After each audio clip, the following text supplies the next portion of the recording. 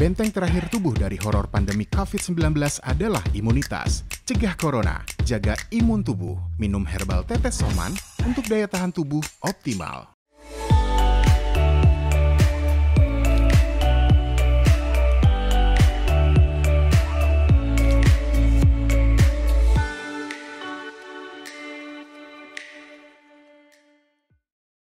Assalamualaikum warahmatullahi wabarakatuh. Selamat siang pemirsa, bersama saya Ferdiana hari ini di program Sehat Bersama Herbal Indonesia. Hari ini kita akan membahas sebuah tema yang sangat menarik sekali, yaitu inovasi dan riset kunci berdaya saing. Dan tentu saja pemirsa, kita juga ditemani oleh beberapa narasumber hari ini. Dan yang sudah hadir hari ini di samping saya ada Pak Uluk S. Putra SSI, yaitu asisten manajer dari Parmametric Lab. Apa kabar Pak? Selamat siang, alhamdulillah baik. Alhamdulillah baik ya Pak ya. Kemudian di line Zoom ada Dr. Andes Tepi Usia Apoteker PhD. Beliau adalah Direktur Standarisasi OT, SM dan Kosmetik. Apa kabar Pak Tepi? Kabar baik Bu, Salam sehat dengan herbal. Salam sehat dengan herbal ya Pak ya, alhamdulillah. Ya. Dan nanti kita juga ada di line Zoom, ada Pak Yamin Lahai, SSI Apoteker. Beliau adalah Direktur PT Harvest Gorontalo Indonesia. Nah, sesuai yang tadi saya juga sudah katakan, tema kita hari ini adalah inovasi dan riset kunci berdaya saing. Sedikit review dari saya juga, bahwa Direktur Jenderal Industri Kimia, Farmasi, dan Tekstil Kemenperin Muhammad Kaya mengatakan saat ini modernisasi proses produksi dan tuntutan kualitas menjadi prioritas agar industri jamu atau herbal mampu meningkatkan daya saingnya di pasar internasional, khususnya menghadapi era revolusi industri 4.0. Guna mencapai standar itu, industri obat tradisional harus memenuhi standar Good Manufacturing Process atau GMP, atau cara membuat obat tradisional yang baik atau CPOTB. Nah, sejalan dengan terbukanya pasar, kebutuhan inovasi menjadi bagian yang sangat penting untuk pengembangan industri obat tradisional. Nah, pastinya sebelum kita bahas tema kita lebih dalam lagi, kita saksikan dulu VT kita berikut ini.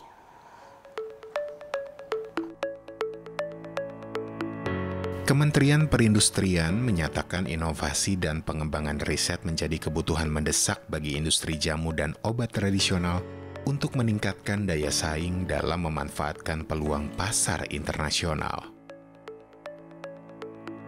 Direktur Jenderal Industri Kimia, Farmasi, dan Tekstil IKFT atau Kemenperin, Muhammad Kayam, mengatakan saat ini modernisasi proses produksi dan tuntutan kualitas menjadi prioritas agar industri ini mampu meningkatkan daya saingnya di pasar internasional, khususnya menghadapi era revolusi industri 4.0.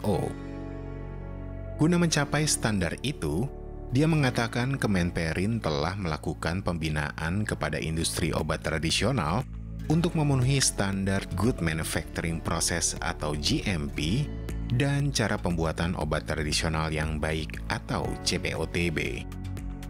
Industri jamu di dalam negeri memiliki peluang untuk berkembang lebih jauh sebab didukung ketersediaan bahan baku yang sangat melimpah.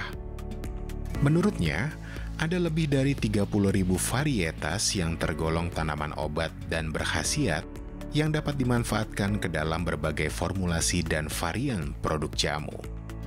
Untuk itu, inovasi dan riset sangat diperlukan bagi pengembangan jamu di Indonesia agar dapat berdaya saing di dalam negeri dan juga seluruh dunia.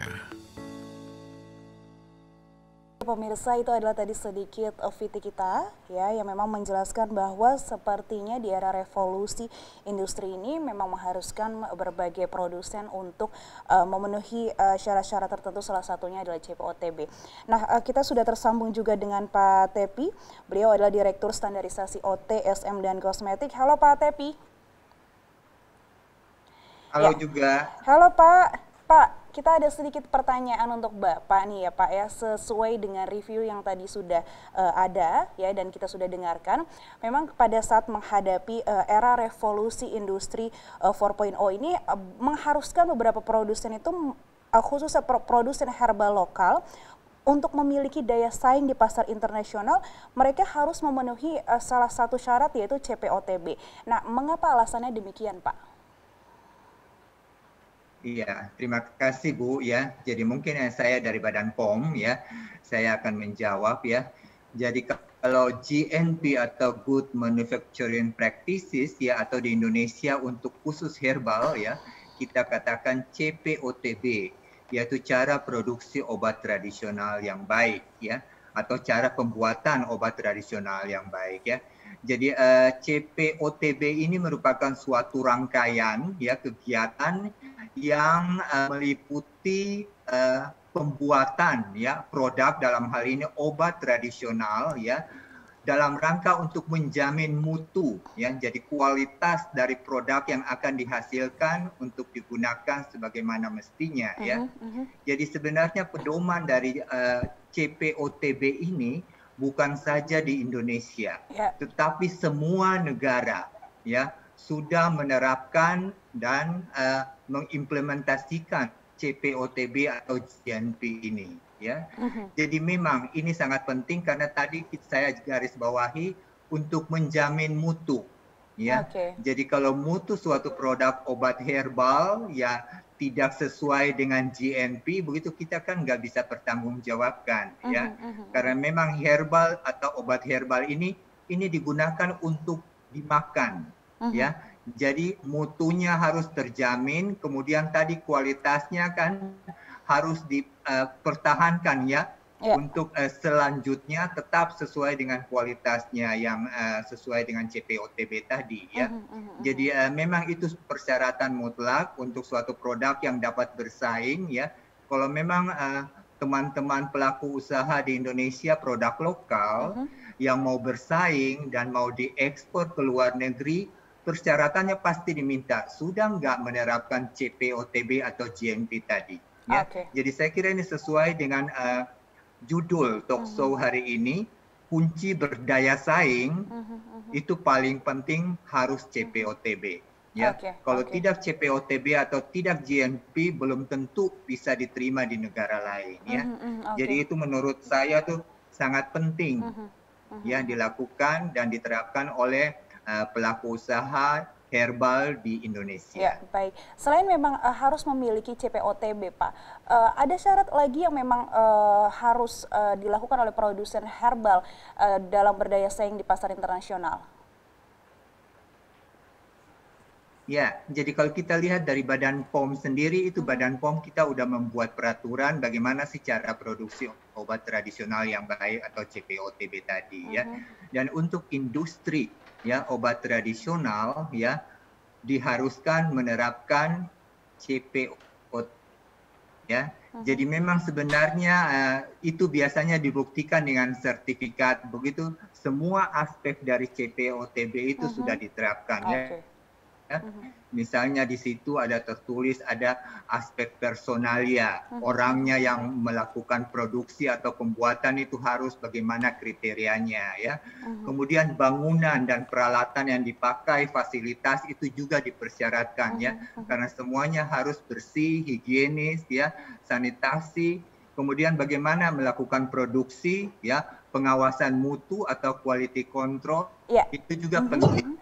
Kita melakukan pelatihan. Berarti CPOTB itu memang wajib sepertinya dilakukan oleh produsen herbal lokal yang memang ingin berdaya saing di pasar internasional nih pemirsa. Halo. Iya, halo Pak. Baik, berarti termasuk juga di dalamnya adalah kedengaran baru. Ya. Baik. Berarti termasuk juga di dalamnya adalah harus ada quality controlnya juga ya Pak ya? Ya, betul. Tapi kalau untuk mendapatkan CPOTB, apakah memang cukup sulit Pak atau seperti apa? Ya, sebenarnya CPOTB itu tidak sulit ya. Cuma kalau kita lihat di Indonesia ya, kalau di negara-negara lain mungkin ada juga keadaan seperti di Indonesia karena memang itu merupakan suatu ya. Jadi di Indonesia tuh kita kebanyakan UMKM, usaha kecil, menengah, mikro ya. Jadi memang finansialnya juga terbatas ya. Tetapi kita dari Badan POM ya ada menerapkan CPOTB secara bertahap untuk UMKM. Ya.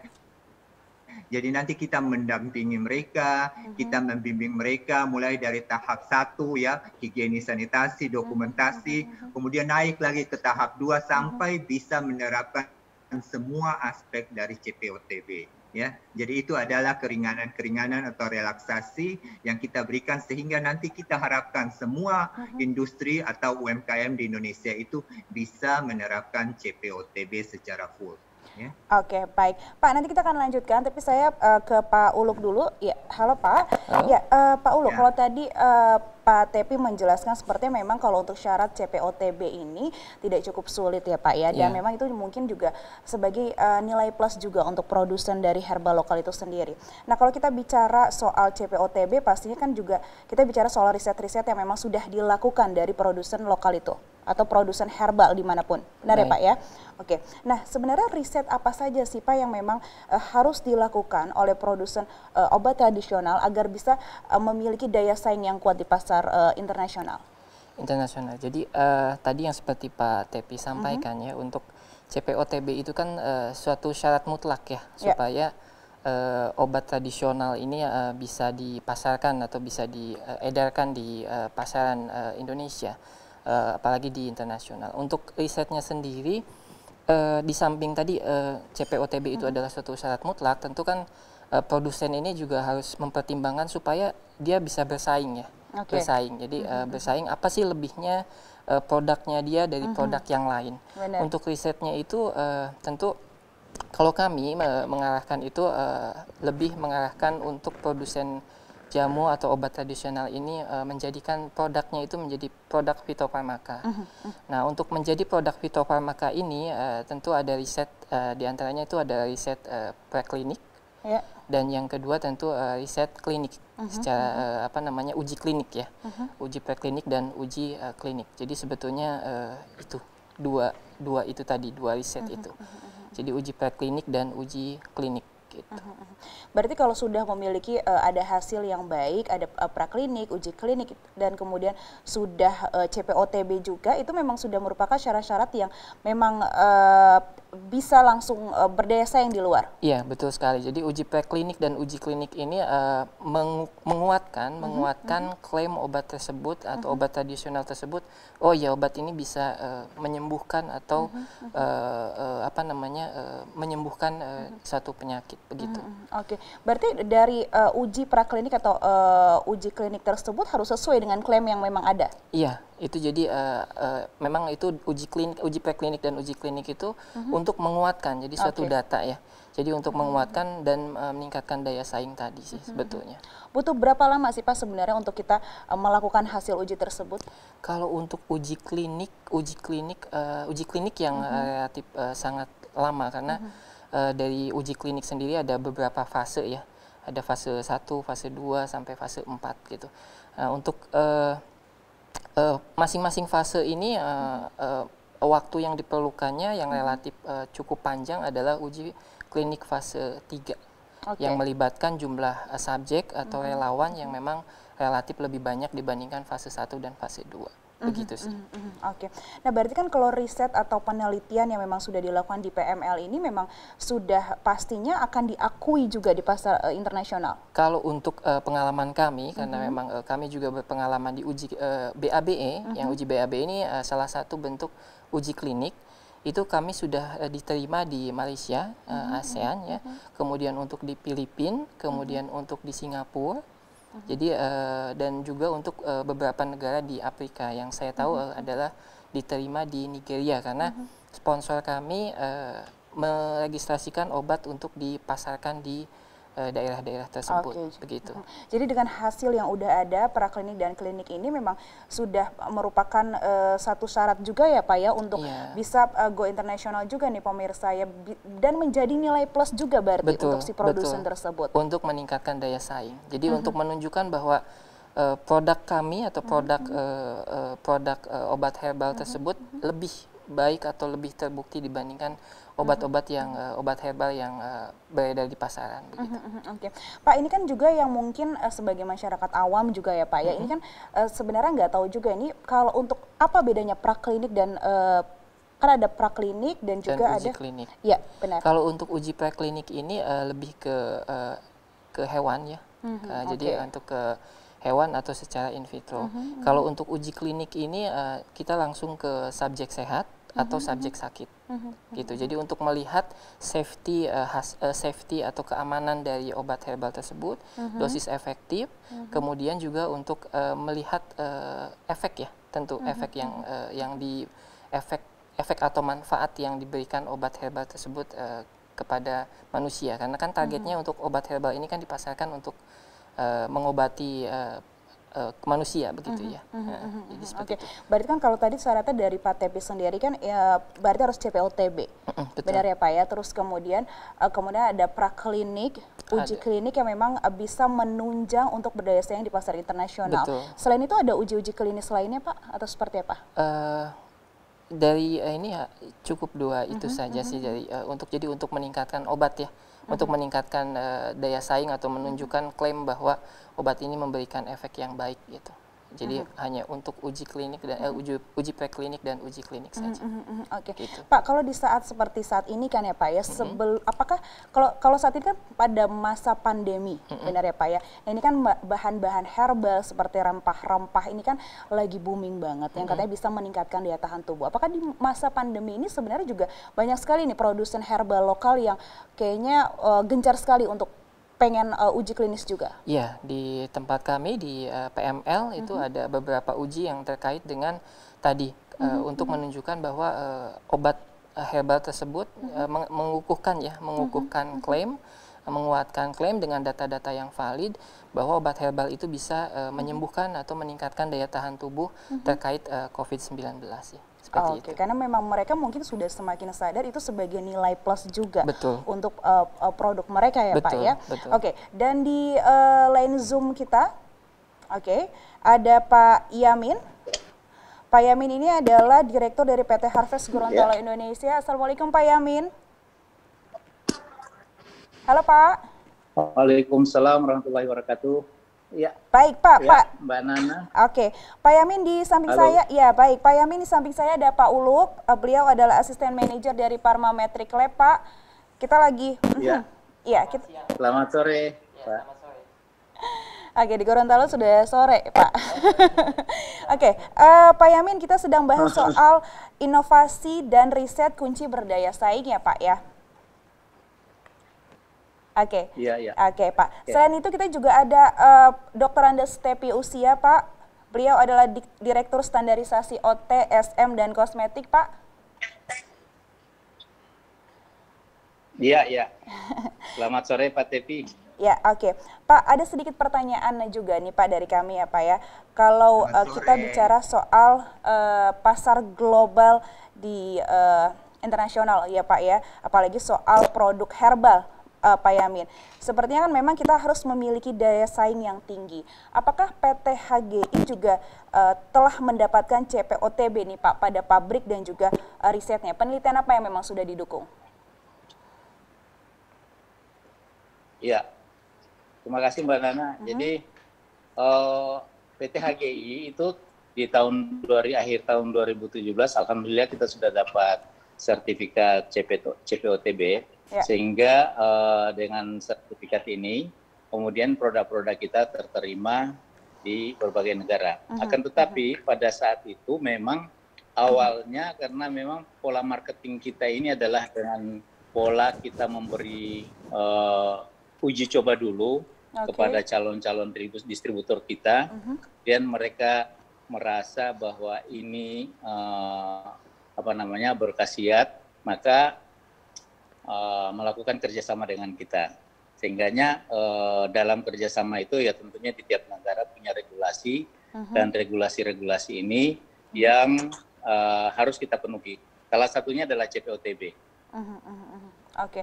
Apakah cukup lama juga Pak untuk mendapatkan CPOTB atau seperti apa?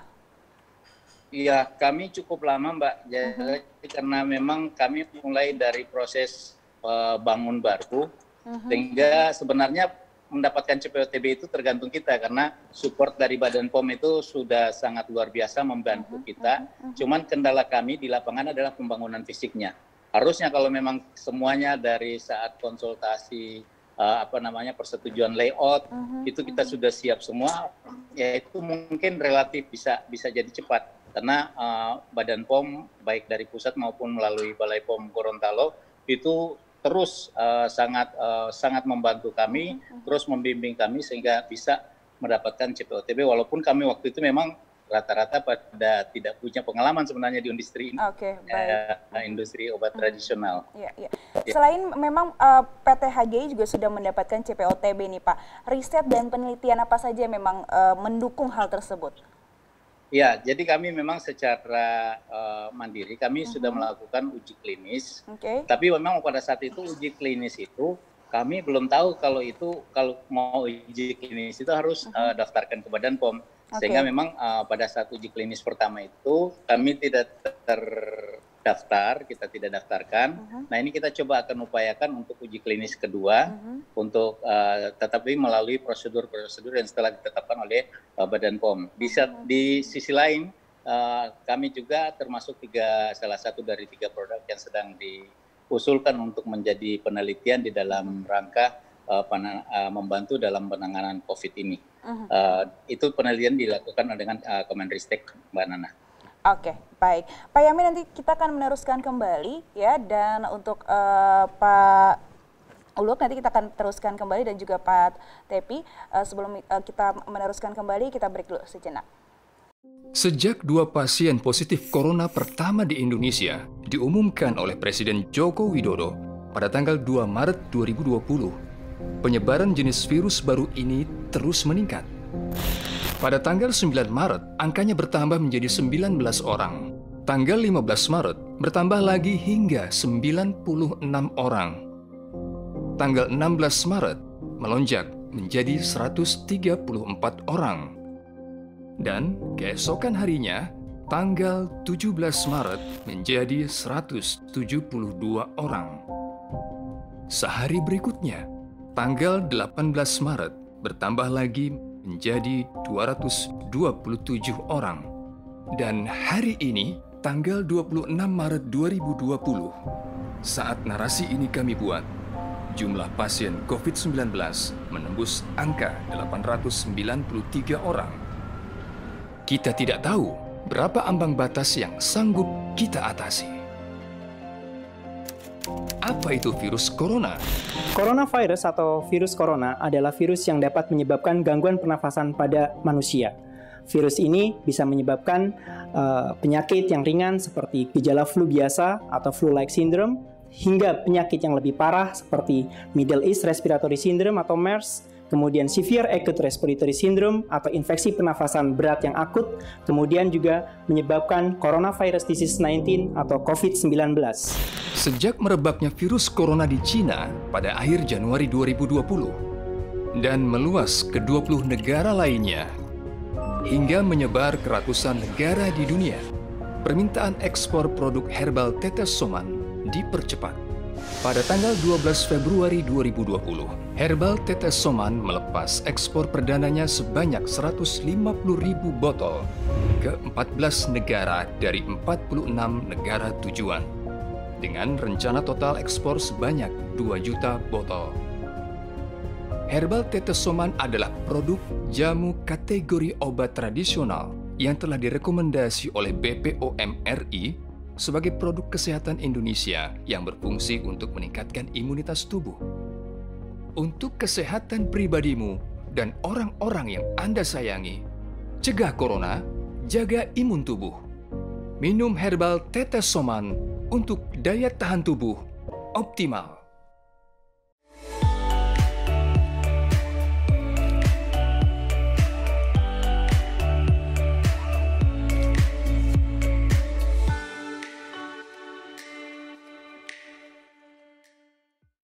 Ya, halo pemirsa, masih bersama dengan saya Ferdiana. Kita masih bahas soal inovasi dan riset kunci berdaya saing. Jadi memang sepertinya kita harus sebagai produsen dari produsen herbal, kita memang harus selalu untuk berinovasi agar bisa berdaya saing di dunia internasional tentunya. Apalagi didukung oleh syarat-syarat dari BPOM ya, tadi salah satunya adalah CPOTB, kemudian juga ada uji klinis, ada praklinis. Nah, hal-hal tersebut yang mendukung produk tersebut bisa berdaya saing di dunia internasional. Nah, saya ingin ke Pak Tepi kembali. Halo Pak Tepi. Halo. Halo Pak, masih tetap semangat ya Pak ya? Tetap semangat. Oke Pak Tepi. Pak, kita kembali lagi ke tema kita nih Pak. Kalau tadi Pak Tepi mengatakan BPOM sangat membantu dan sangat mendukung sekali soal CPOTB. Untuk bisa berdaya saing tentunya ya Pak ya. Nah, selain itu peran apa saja yang memang sudah dilakukan oleh BPOM untuk mendukung produsen herbal di Indonesia? Halo? Ya, silakan Pak. Ya, baik, terima kasih Bu. Jadi terkait dengan bagaimana peran Badan POM ya untuk mendukung pelaku usaha atau produk-produk herbal Indonesia sehingga bisa berdaya saing ya di pasar global ya. Pertama tentu Badan POM sangat mendukung ekspor. Bantuan atau minta pendampingan apa saja dari Badan POM sesuai dengan tupoksi, kita akan memberikan bantuan pendampingan untuk meningkatkan ekspor ya. Jadi sesuai dengan tugas dari Badan POM, kita akan meningkatkan yang aspek yang kita pegang adalah kualitas, efficacy dan safety ya, atau mutu, manfaat dan keamanan dari suatu produk ya. Jadi itu yang kita awasi ya, sehingga produk-produk yang sudah mendapat izin edar dari Badan POM ya, itu kita harapkan sudah bisa diekspor ke luar negeri ya. Tentu untuk mendukung hal ini kita melakukan pendampingan ya untuk CPOTB tadi ya. Kemudian kita juga bisa mengeluarkan sertifikat CPOTB ya untuk bisa dipakai melakukan ekspor ya. Tetapi tentu untuk CPOTB ini ya, yang paling penting adalah penerapan secara konsisten, bukan sertifikatnya saja. Ya. Jadi kalau sudah dapat sertifikat untuk pelaku usaha, ya kita tetap monitoring supaya diterapkan secara konsisten. Ya, karena itu dari Badan POM sendiri melakukan audit ulang, ya apabila sudah sertifikat CPOTB, ada periode tertentu kita akan melakukan audit ulang untuk melihat apakah sudah diterapkan ya. Kemudian di pihak lain juga Badan POM mendukung dengan berbagai inovasi, mendorong riset ya.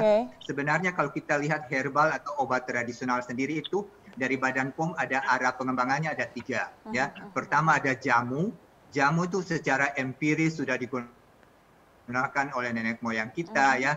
Itu empiris, data empiris, jadi belum ada uji klinik yang tadi dikatakan seperti Pak Uluk ya. Kemudian kalau kita mau menaikkan dari jamu-jamu tadi supaya mempunyai scientific base ya, ada ilmiahnya, ada OHT, obat herbal terstandar ya. Itu sudah melakukan uji menggunakan hewan ya, itu namanya uji farmakodinamik, manfaatnya pada hewan ya, secara in vivo ya. Kemudian dilakukan pengujian, apabila sudah mendapat hasilnya bagus ya, itu bisa menaik menjadi OHT, namanya obat herbal terstandar dari jamu ya. Kemudian satu lagi yang tadi uji klinik. Uji klinik itu sudah langsung dilakukan pengujian pada manusia dan menjadi fitofarmaka ya. Itu pedoman pengujian praklinik, uji klinik itu dikeluarkan oleh Badan POM ya. Dan sebelum melakukan pengujian ini ya, biasanya riset atau pelaku usaha itu melakukan pengajuan protokol ke Badan POM ya. Kemudian kita evaluasi protokolnya sudah betul ya. Kemudian dilakukan pengujian, kita pun bisa ikut mendampingi sehingga hasilnya bisa dipercaya berarti sebagai fitofarmaka ya. Jadi kalau fitofarmaka nih betul-betul sudah terbukti ya bisa dipakai untuk suatu klaim pada manusia, ya, dan ini yang sebenarnya mempunyai daya saing, daya jual, ya, karena dokter juga bisa pakai dan dokter bisa akui karena sudah terpakai di manusia, bukan hewan lagi, ya, dan sudah terbukti, ya. Saya kira itu peran dari Badan POM di samping membuat standar, regulasi, CPOTB, mendampingi uji klinik, ya, sehingga bisa melakukan ekspor dan berdaya saing. Mungkin itu sebagian dari tugas Badan POM. Baik, jadi semakin percaya juga ya Pak ya kalau untuk diekspor, orang luar negeri juga jadinya semakin percaya dengan produk-produk kita. Betul. Ya. Berarti ketika memang jika suatu jadi kita buka kalau memang ya. Ya, baik, silakan Pak. Ya, di ASEAN pun kita ikut di harmonisasi ASEAN, ya, di 10 negara. Sehingga produk-produk kita, ya, dari lokal itu pun sebenarnya dengan mudah bisa diekspor ke ASEAN, ya. Oke, baik. Berarti sebenarnya yang paling terpenting memang ketika sudah dapat CPOTB, konsistensinya itu juga harus terus dilakukan ya Pak ya. Betul. Penerapannya yang penting, bukan sertifikatnya, penerapannya. Oke, baik. Berarti kalau tadi Pak Tepi mengatakan ada audit ulang, itu biasanya setahun berapa kali Pak? Itu kita lihat dari hasil produknya, tetapi secara periodik minimal, ya, 2 tahun sekali. Ya, kita akan melakukan audit ulang, tetapi setiap tahun itu ada pemeriksaan rutin. Ya, pemeriksaannya itu dalam rangka pengawasan, ya. Tetapi kalau misalnya untuk audit ulang CPOTB-nya kita lihat itu, ya, biasanya tuh 2 tahun sekali. Itu memang ada ketentuan karena kita juga dari Indonesia tuh sudah masuk di dalam PICS. PICS itu adalah Pharmaceutical Inspection Scheme, ya, itu untuk mengaudit CPOTB atau GNP ini kita udah masuk anggota internasional, jadi sudah diakui bahwa memang GNP atau CPOTB kita itu bisa dipakai di global. Ya, benar. Wow, hebat sekali ya Pak ya. Berarti sebuah produsen herbal di Indonesia, terus kemudian memang pabriknya sudah CPOTB, mutu sama kualitas produknya pasti sudah sangat terjamin dan otomatis bisa berdaya saing di pasar internasional. Benar ya Pak ya? Iya. Betul. Jadi mungkin satu lagi Bu Nana, ya, kalau kita lihat dari CPOTB itu kan jaminan mutu, ya. Nah, jadi riset yang tadi Pak Ulu bilang itu penting juga untuk melihat saingan produk-produk apa sih yang lagi tren di internasional, kita melakukan riset, ya. Jadi CPOTB untuk menjamin mutu, kemudian untuk berdaya saing kan harus ada inovasi-inovasi baru, produk-produk baru. Nah, itu melalui riset. Ya, demikian Bu Nana. Baik Pak Tepi, nanti kita akan lanjutkan kembali Pak Tepi. Saya ingin coba ke Pak Yamin. Halo Pak Yamin. Halo Pak. Halo. Ya, masih tersambung ya Pak ya? Halo, ya. Ya, oke, baik Pak Yamin. Pak, kalau tadi kita... Meskipun ada kresek-kresek. Oke Pak Yamin. Pak, kalau tadi Pak Yamin juga mengatakan kalau PT Harvest Gorontalo Indonesia ini kan memang sudah mendapatkan CPOTB ya Pak ya? Oke. Halo Pak. Iya. Ya, baik. Nah, ini produk-produk, ya. Baik Pak, produk-produk PT HGI yang memang sudah tembus di pasar internasional ini apa saja Pak? Ya, jadi yang di kami ini baru satu produk, jadi baru satu produk saja ya. Apa namanya? Yang kita luncurkan. Jadi itu masih, ya, yang lain masih beredar di dalam negeri Mbak Nana. Ya, jadi kami baru satu produk. Kita lagi menunggu. Sementara ini lagi sedang negosiasi untuk produk-produk yang lain. Tapi karena memang beda kategori dan juga kalau beda kategori beda persyaratan. Nah, persyaratan ini yang sedang kami urus. Memang untuk memasuki atau bisa terekspor ke luar negeri, satu produk kita ini apa namanya, ngurusnya itu kurang, ya sebenarnya relatif ya. Jadi kalau misalkan tergantung persyaratan dari negara kita. Ya. Oke, Ya, jadi kalau oke. negara tujuan kita, ya. Oke, jadi menyesuaikan dengan negara tersebut ya Pak ya? Iya, jadi kalau negara tersebut, misalkan ada satu negara yang hasil ujinya hanya mereka bisa terima kalau diujikan di laboratorium tertentu. Oke, Ya, oke. mau tidak mau kita harus masukin lagi sampel kita untuk menguji di laboratorium menjadi rujukan mereka. Baik, Nah itu baik. kalau baru masuk kan itu tergantung lagi di dalamnya seperti apa. Jadi Baik, gitu. baik. Oke, oke Ya. Pak Yamin. Kalau untuk inovasi nih Pak, inovasi apa saja ke depannya yang memang nantinya akan dilakukan oleh PT HGI? Iya, kami berdasarkan pengalaman yang ada, jadi ada beberapa produk yang terus kami inovasi, baik itu dalam bentuk cairan obat dalam, kemudian dalam bentuk kapsul, yang semuanya masih tetap pada platformnya adalah herbal, dan juga kami coba merambah atau juga mencoba untuk meriset di pangan olahan, karena memang terkadang kita agak berbenturan, jadi agak berbenturan regulasi ketika kita inginkan regulasi kita misalnya teregistrasi sebagai pangan, tapi nanti di luar negeri itu harus sebagai ini sudah bahan-bahannya sudah masuk sebagai obat tradisional, obat herbal. Nah ini terkadang ini yang jadi permasalahan kita untuk mengekspor produk kita, Mbak Nana.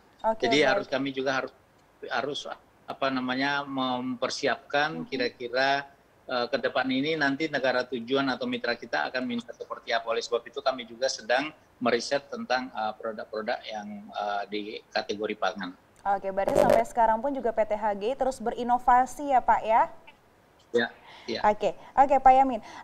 Nanti kita akan lanjutkan lagi, Pak. Saya ingin ke Pak Uluk terlebih dahulu. Oke, Pak Uluk, kalau tadi kita sudah bahas soal memang harus ada CPOTB, terus ada uji klinis dan uji praklinis juga yang mendukung untuk sebuah produk herbal itu dalam berdaya saing. Benar ya, Pak ya? Betul. Tapi kalau untuk bagaimana sebenarnya cara untuk perekrutan subjek yang baik dan benar agar memang hasil uji klinik itu dapat dipertanggungjawabkan, Pak?